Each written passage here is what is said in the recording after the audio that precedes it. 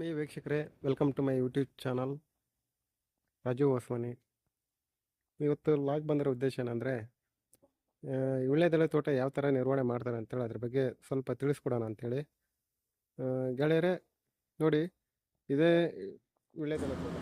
ವೀಳ್ಯದೆಲೆ ಉಪಯೋಗ ಮಾಡೋದ್ರಿಂದ ನಮ್ಮ ದೇಹಕ್ಕಾಗುವ ಪ್ರಯೋಜನಗಳೇನೆಂದರೆ, ವೀಳ್ಯದೆಲೆಯ ಸೇವನೆಯಿಂದ ಜೀರ್ಣಕ್ರಿಯೆ ಮತ್ತು ಮಲಬದ್ಧತೆ ನಿವಾರಣೆ ಮಾಡುತ್ತದೆ. ವೀಳ್ಯದೆಲೆಯು ಸುಣ್ಣದ ಜೊತೆಗೆ ಸೇವನೆ ಮಾಡೋದರಿಂದ ನಮ್ಮ ದೇಹದಲ್ಲಿರುವ ಕ್ಯಾಲ್ಸಿಯಂ ಕೊರತೆಯನ್ನು ನಿಯಂತ್ರಣದಲ್ಲಿಡುತ್ತದೆ. ವೀಳ್ಯದೆಲೆಯು ಕೆಲವೊಂದು ಶುಭ ಸಮಾರಂಭಗಳಲ್ಲಿ ಮತ್ತು ಪೂಜೆಯಲ್ಲಿ ಮತ್ತು ಊಟ ಆದಮೇಲೆ ತಾಂಬೂಲ ರೀತಿಯಲ್ಲಿ ಉಪಯೋಗ ಮಾಡುತ್ತಾರೆ.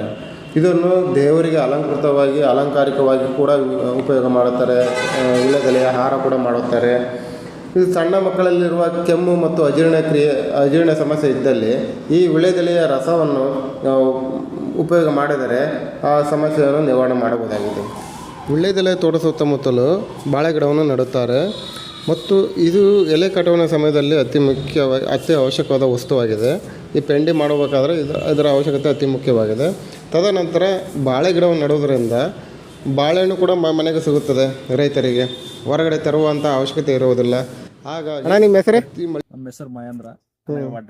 ಹೌದಣ್ಣ. ಈ ಎಲ್ಲಿ ಬಳ್ಳಿದು ನಿರ್ವಹಣೆ ಹೆಂಗೆ ಮಾಡ್ತೀರಣ್ಣ? ಈ ಗದ್ದೆ ತೆಗಿತೀರಿ, ಗುದ್ದ ಯಾವುದಕ್ಕೋಸ್ಕರ ತೆಗಿತೀರಿ?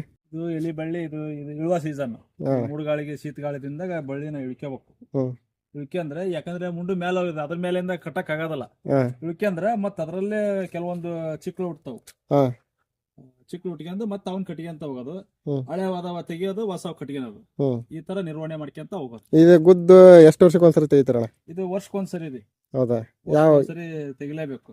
ಕೆಲವರು ಸಿಂಬಿ ಸುತ್ತಿ ಇಡ್ತಾರ, ಕೆಲವರು ಅದಕ್ಕೆ ಈ ತರ ಗುದ್ ತೆಗೆದು ಇಡಲೇಬೇಕು. ಗುದ್ ತೆಗೆದಿಟ್ರೆ ಆಲ್ಮೋಸ್ಟ್ ಆಲ್ ಚೆನ್ನಾಗ್ರಿ, ಬಹಳ ದಿನ ಬಾಳಿಕೆ ಬರತ್ರಿ. ಸಿಂಬಿ ಸುತ್ತಿದ್ದು ಬಿಸಿಲಿಗೆ ದಿನಸವರಿ ಆದ್ಮೇಲೆ ಕರ್ಕೊಂತ ಹೋಗುತ್ತೆ. ಸುತ್ತಿದ್ರೆ ಆಮೇಲೆ ಎಲಿನೂ ಸೈಜ್ ಕಮ್ಮಿ ಆಗತ್ರಿ. ಈಗ ಎಷ್ಟು ವರ್ಷ ಆಯಸ್ಸಿರುತ್ತಾನೆ ಇದಕ್ಕೆ ಎಲಿ ಬಳ್ಳಿಗೆ?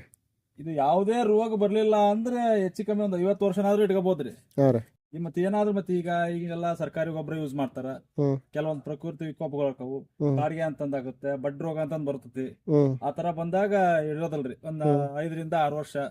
ಅದು ಇನ್ನು ಚೆನ್ನಾಗಿ ಯಾವ್ದಾರು ರೋಗ ಬರಲ್ಲ ಅಂದ್ರೆ ಅಮ್ಮಮ್ಮ ಅಂದ್ರೆ ಒಂದ್ 10-15 ವರ್ಷ ಇಟ್ಕೋಬಹುದ್ರಿ. ಈಗೆಲ್ಲ ಒಂದ್ 50 ವರ್ಷ ಗಂಟ್ಲೆ ಇಟ್ಕೊಂಡಾರ ಯಜಮಾನ್ರು. ಈಗೆಲ್ಲ ಅಷ್ಟ ಆಗದಲ್ರಿ. ಮತ್ತ ಈಗ ಇದ್ರದ್ದು ಎಲ್ಲಿ ಕಟಾವ್ ಯಾವ ತರ ಮಾಡ್ತೀರಿ? ಎಲ್ಲಿ ಕಟಾವು ತಿಂಗಳಿಗೊಮ್ಮೆ ಮಾಡ್ತಾವ್ರಿ. ಒಳ್ಳೆ ಆದಾಯ ಇದ್ದಾಗಂದ್ರೆ 25-30 ದಿನದೊಳಗ ಎಲ್ಲಿ ಕಟಾವ್ ಮಾಡ್ಬೇಕ್ರಿ. ಈಗ ಆಲ್ಮೋಸ್ಟ್ ಏನ್ ರೇಟ್ ಐತಲ್ಲ ಮಾರ್ಕೆಟ್ ಒಳಗೆ ಎಲಿ? ಈಗ ಒಳ್ಳೆ ಎಲಿಗೆ ಸೈಜ್ ಕಲರ್ ಇರ್ತಕ್ಕಂಥ ಎಲಿಗೆ ಒಂದ್ 15 ರಿಂದ 20 ಸಾವಿರ ತನಕ ಐತ್ರಿ. ಆದ್ರೆ ಈ ದಿನದಾಗ ಸ್ವಲ್ಪ ಇಳುವರಿ ಕಮ್ಮಿ ರೀ. ಈ ಶೀತಕ್ ಆಮೇಲೆ ಮೂರ್ಗಾಳಿಗೆ ಅದಕ್ಕೆ ಬಳ್ಳಿ ಕಟ್ಟೋದು ತಿಂಗಳ ಕಟ್ಲೇಬೇಕ್ರಿ. ಅಂದ್ರೆ ಈಗ ಈಗ ಕೆಲವೊಂದು ಯಾವ್ಯಾವ ಮುಂಡ ಹಾಕ್ತಿರಣ್ಣ ಇದಕ್ಕೆ? ಮುಂಡಾನ ಬೋರ್ಲ್ ಮುಂಡ ಅಂತ ಹಾಕ್ತವಿ, ನುಗ್ಗಿ ಮುಂಡ ಅಂತ ಹಾಕ್ತವಿ, ಕೊಚ್ಚಿ ಮುಂಡ ಅಂತ ಹಾಕ್ತವಿ. ಮತ್ತೆ 4 ನಮ್ನಿ ಮುಂಡ ಐತ್ರಿ. ಮತ್ತೆ ಹಲವಣ್ ಮುಂಡ ಅಂತ ಇತ್ತು, ಇಲ್ರಿ ಅದು ಒಂದ್ ನಮ್ನಿ ರೋಗ ಬಂದ ಅದು ಈಗ ಆಗ್ತಾ ಇಲ್ಲ ಯಾರು. ಈಗ ಇರೋದೇ ಈಗ ಬೋರ್ಲ್ ಮುಂಡ, ಚೊಚ್ಚಿ ಮುಂಡ, ನುಗ್ಗಿ ಮುಂಡ.